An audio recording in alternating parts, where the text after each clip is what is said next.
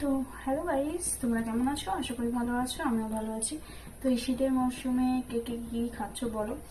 তো সবাই মোটামুটি বিরিয়ানি তো খাচ্ছই। তো আজকে এই শীতের মরশুমে একটা নতুন রেসিপি নিয়ে চলে এসেছি, হাঁসের ডিমের বিরিয়ানি। তো চলো তোমাদেরকে দেখাই কীভাবে আমি বানাচ্ছি। তো চলো।